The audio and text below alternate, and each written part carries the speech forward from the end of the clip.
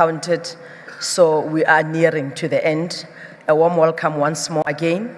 We'll be updating on the results announcement. If I may ask, I'm not sure how to say this in a nice way. People on the cross, we have got a little bit of interference or people walking about. If I may ask Asharas, David, can you please assist us in lowering the noise? It's a little bit disruptive, so that we get on with the business of the evening. Tonight, I'm joined by the General Manager for Electoral Operations, Mr. Grenville Abrahams. He's going to give us the lowdown of the numbers where we are. We're looking good and better than we think. So Grenville, as we update, we need a little bit of a sweet nane, something that tells us we're almost there. So please come and give us an update, and let's see where we are. Thank you very much.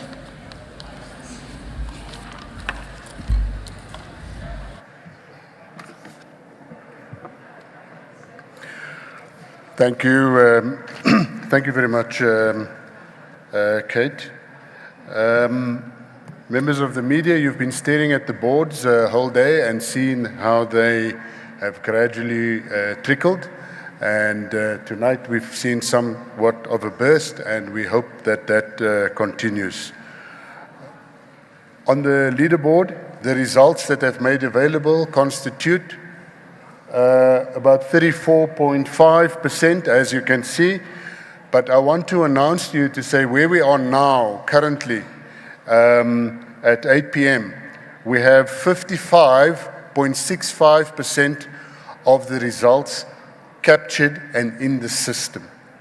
Now, the reason why we do not see all of them on the board is because of the fact that our focus is accuracy, and as earlier explained, to achieve accuracy, we have various processes. The first one being the capturing of the result slip as received after being checked, the scanning of the same result slip as an image matched to that capture, and then the auditing thereof. And those processes, with the lags in between it, give rise to the fact that we have 34.5% of the results reflected on the board, but in the system at various stages, we do have 55.65. Now, I think the focus for us, and you would probably, if you did not understand elections, have now received a short course on elections, going through these processes. Starting out, there was the readiness and the preparation, which we kept you informed about. There was special votes for 2 days, and then there was voting day that we all labored through. The total election, all of that activity, including your campaigning and your votes that you've garnered, it's now been reduced to results, and in the form of a result slip, which is going through this capturing process. I think we also earlier may have mentioned to you, or you may have become accustomed, that in the past, by about this time or an hour from now, we normally said about 24 hours after the close of voting stations, our percentage achieved would have been much higher, closer to 80 and high 80%. Now, we did expect that we would take a bit longer this year, and to that extent, we did share with you in earlier media briefings, as a result of that we had planned to have our results announcement on a Sunday. Normally we would have it on a Saturday, but if, however, we do complete in time, that we would still be able to meet that date. So we had made provision for this. Now, what are the factors involved here? What we had envisaged is that in this election, it's the first time that we would have 3 ballots in the metro. Now, you would ask why the metros? There's only 8 metros. All the other municipalities are used to having 3 ballots. First of all, those ballots were shorter. Secondly, the reason why the metros are significant, even though it's only 8 municipalities, as far as the voters' roll population is concerned, the metros constitute more than 55% of all voters. only 8 municipalities, but 55%. And that is where we also have the current lag as far as the results is concerned. Secondly, as you followed the story throughout the night, a number of our stations where we had queues involved, they closed late, and coupled with that, it had a knock-on effect with counting. We shared with you earlier that we were even counting up until late this morning. Now, I want to make an announcement. First of all, two things. The results will continue to, the counter will continue to roll over throughout the night. I also want to say that there are some municipalities, the smaller ones, that are complete and they have packed up and they have gone home. So that is a positive sign, but those are more of our smaller municipalities.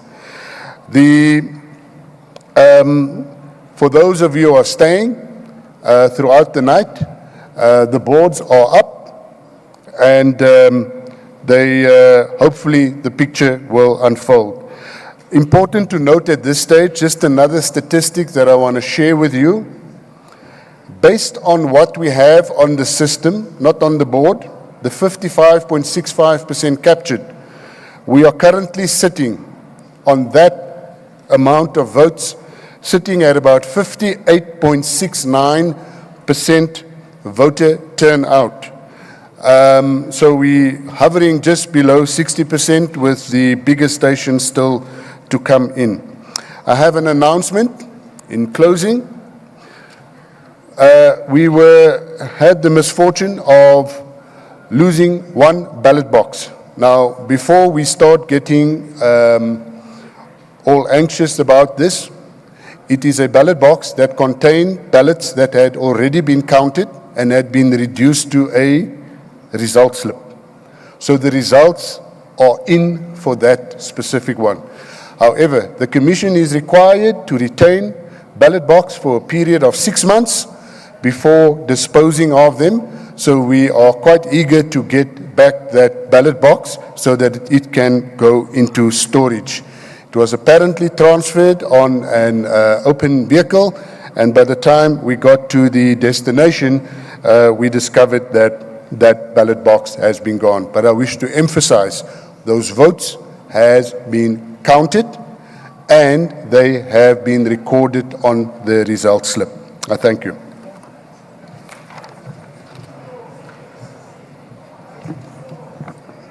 Thank you very much, Grenville. Thank you for the update. Indeed, the 55% is a beautiful sweetener. After a long day of watching the screen, I'm going to open the floor for questions. We're still counting, Phil. We're not staying here the whole night. We just popped in, update, and then we go back to counting. So I'm going to take only a few hands, then we're out of here. May I request those who've got the microphone, please? Let's start this side. There's a lady next to you. Thank you. Thanks very much. Rebecca Davis, Daily Maverick. Mr. Abrams, you've said now, and it says on the IEC website, that voter turnout is looking at about 58.7%. Yesterday we were told repeatedly by the IEC that we were looking at a record turnout, far surpassing 2019, which was 66%. So that is actually a pretty major decline in voter turnout. How do we explain that, and why did we have such a different impression of it yesterday? Thank you.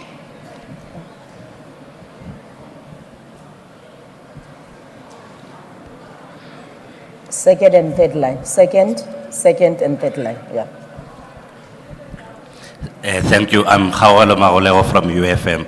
You know, at the end of the special votes, the chief electoral officer said there was a clear agenda to undermine the credibility of this election. And having said that, after that, there have been so many errors on your side, including this one of losing a box. Does the Commission still want to stand by that allegation that there's a clear agenda? And if so, how do you qualify it? Because it's a serious allegation, particularly considering that you have recorded so many mishaps on your side. And I'm not saying that they were not credible, but those instances took place, including people being turned back under questionable circumstances. Thank you. Hello, my name is Paul. I just want to find out if you guys are in a position to give us the breakdown or the completed counting on provincial, like the provinces, like you did with national.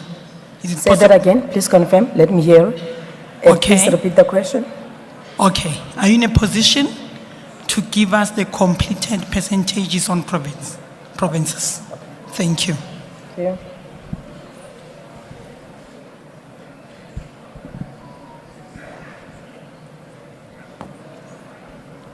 Good evening, Francis Loagamachate from Progressive Independent News Agency. Mr. Abrahams, are you in a position to disclose where was the lost ballot box coming from? And will you then say there was some negligence in handling the transportation of that lost ballot box, and what penalties are expected for the people that, or the employees or officials that were transporting such? Thank you. I'm going to take the last question before I allow Granville to respond. Are we covered? We're good. Okay, let's go, Granville. We'll take the last batch afterwards. Let's respond. Let's start with the last question first. Yes, indeed, and my sincere apologies. We are able to tell you exactly where it is the ballot box that we are trying to track is in Ward 14 in Umflatuzi in KwaZulu-Natal. We are obviously all on our own initiative also trying to trace this. But let me just assure you, and I thought that when I addressed this, that I would have eased your concerns. It is inexcusable, first and foremost, and it's not something that we plan for, to find any election material lying around, immaterial of whether it means anything.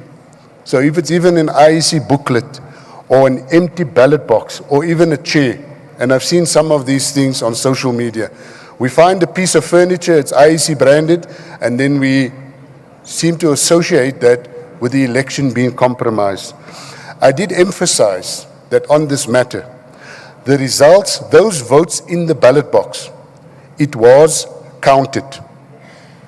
It was recorded on the result slip. So the value is the result slip at the end of the day. However, for sake of completeness, it is important for us that we get that back and place it into storage.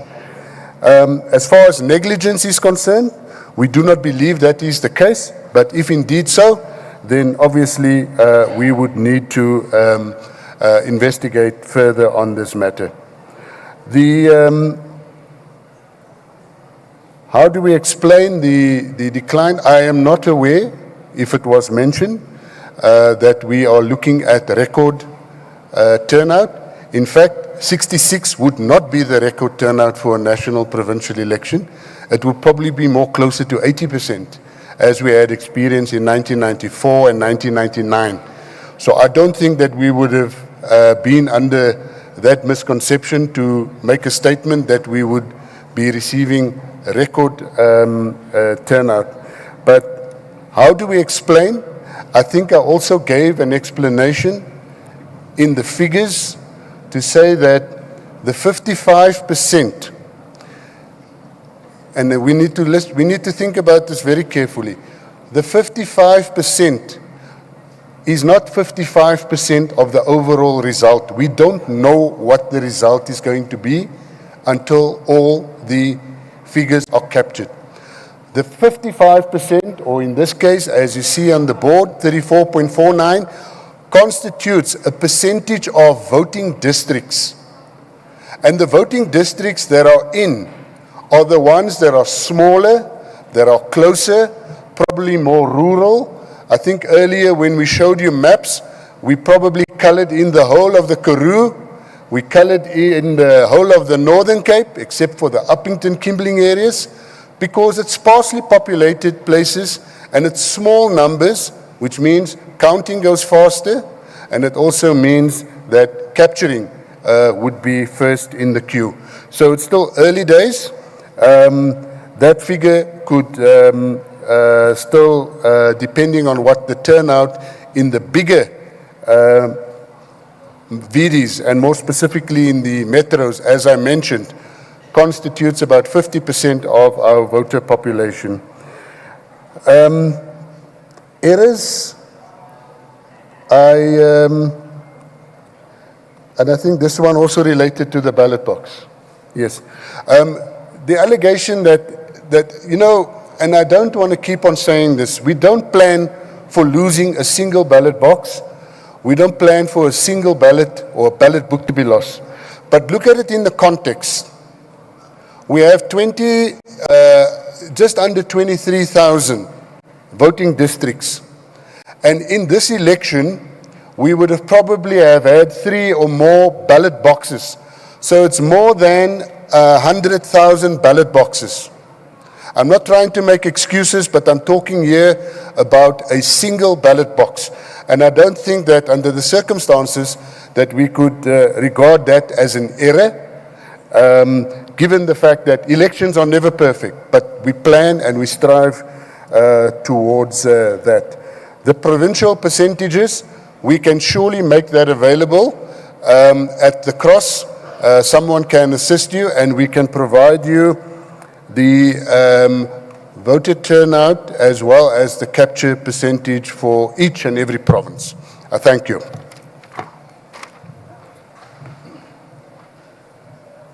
Thank you so much, Grenville.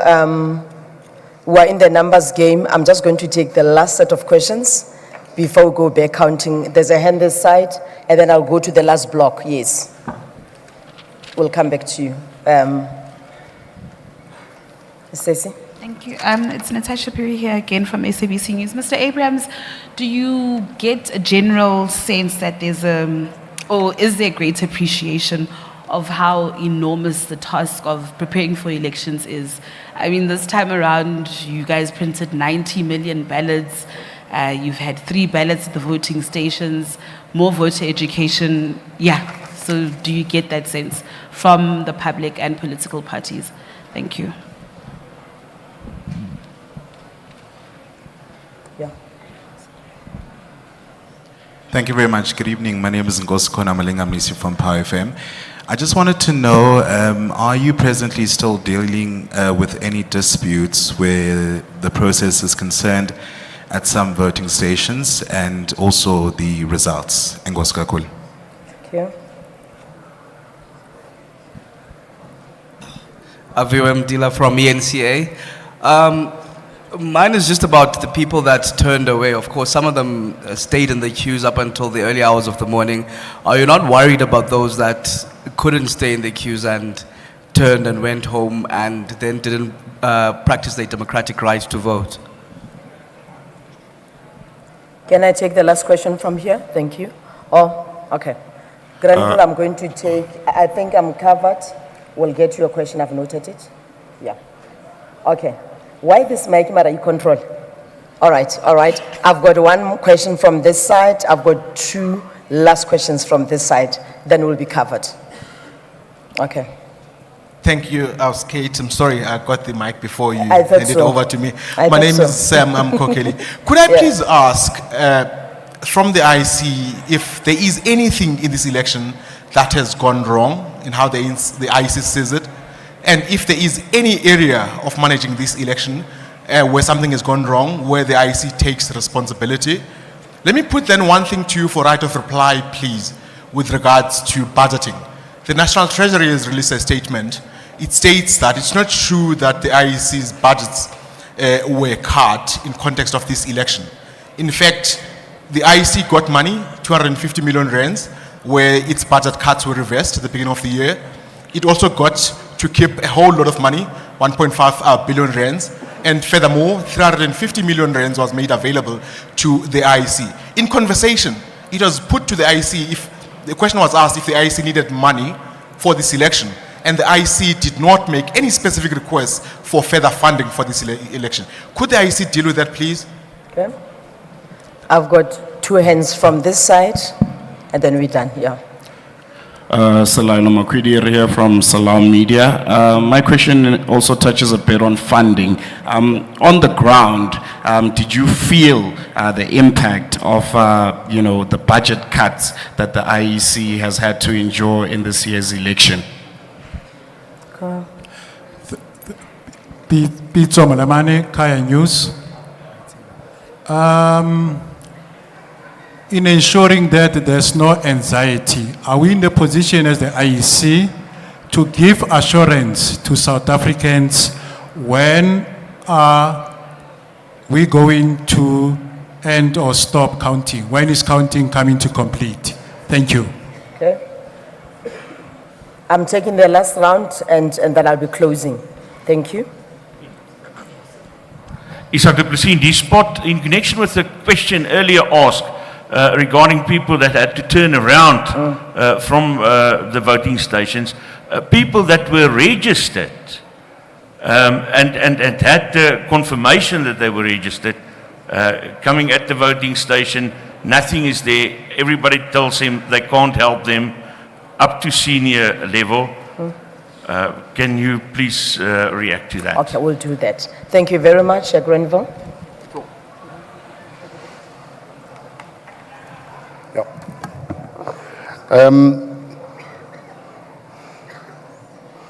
In no specific order, the issue of, with all due respect, a lot of these questions have been answered, but I will do it again. Perhaps those who have asked the questions weren't here.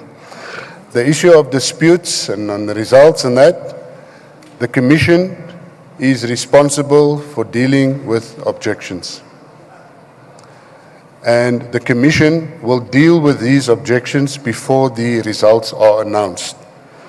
And I think, to quote the Chairperson Muhepia, if you're basically asking us when are you going to deliver the judgment, all I can say it is will be before we will announce the results. They apply their minds. The Commission is constituted of 5 commissioners and one of them has to be a judge.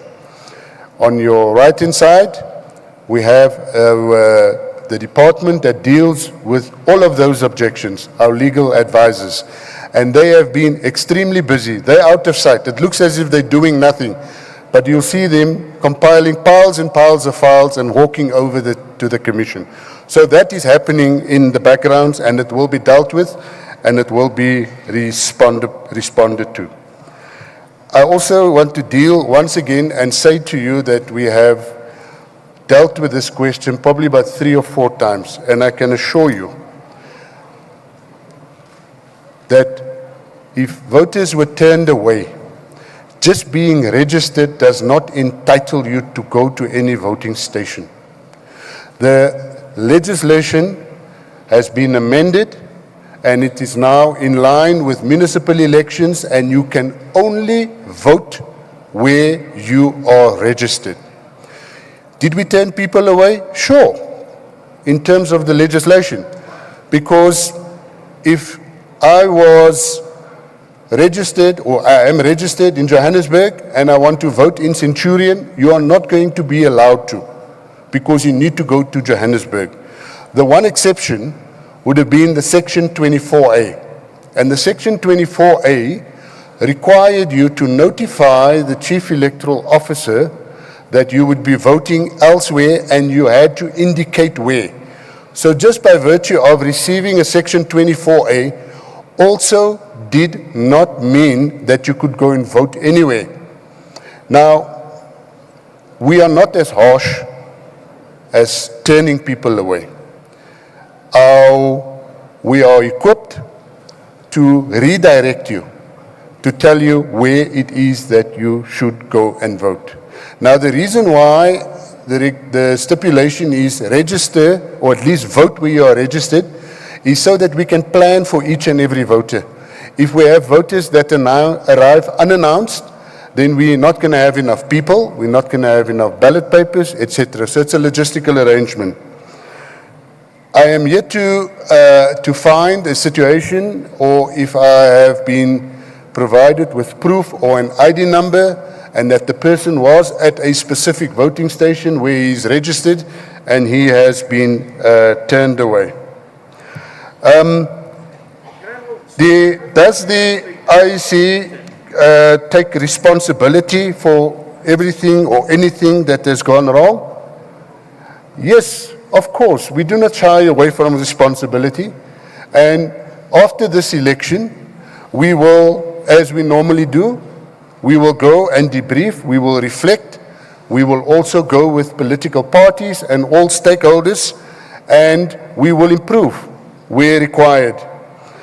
The issue of budget, suffice to say that as all other state-funded institutions, we work within the MTF and we have to work with what we are given. With the budget that we have received, we were able to have for this election 2 registration weekends, as we always do. We were able to have the activities around election day, special votes, and 2 days for special votes, and voting day, voting abroad, as well as our voter education program, and seeing to it that each and every voting station is equipped with the materials, and of course also the staffing. We were also able to introduce, because of the fact that we want accuracy in counting, as we've mentioned, 3 additional staff members per voting station.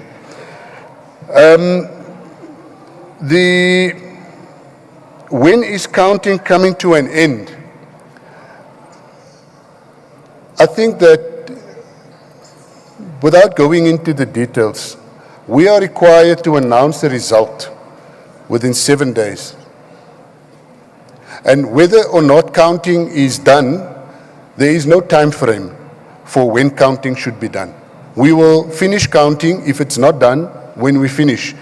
But the one thing that we will be held accountable to is that we need to announce the results within 7 days of the election. And when we count in the presence of party agents. Just lastly, the question that Natasha asked,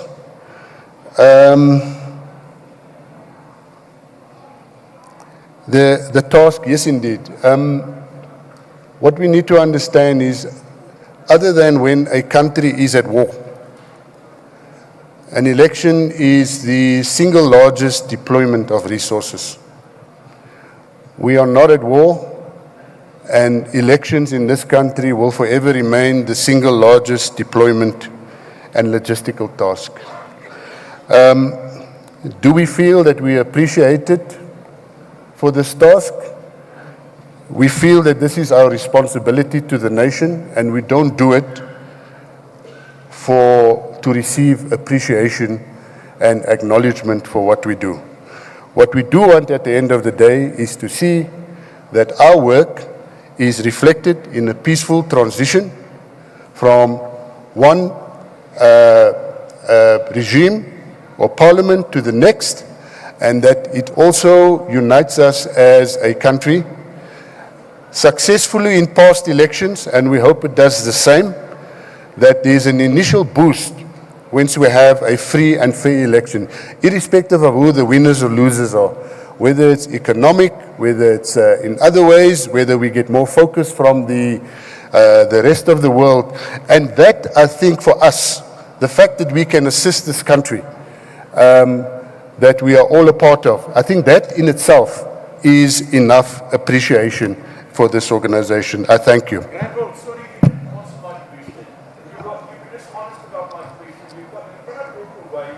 Can I engage with you on the bilateral?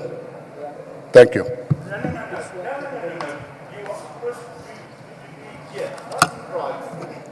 Ladies and gentlemen, on that note, I bring this press briefing to an end.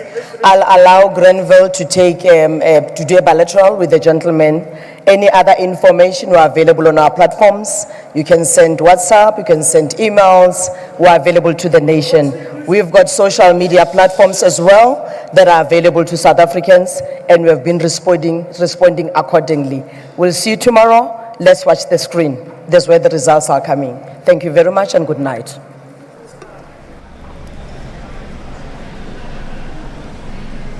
And that concludes the briefing there by the IEC, giving us a sense of where things stand. About 55%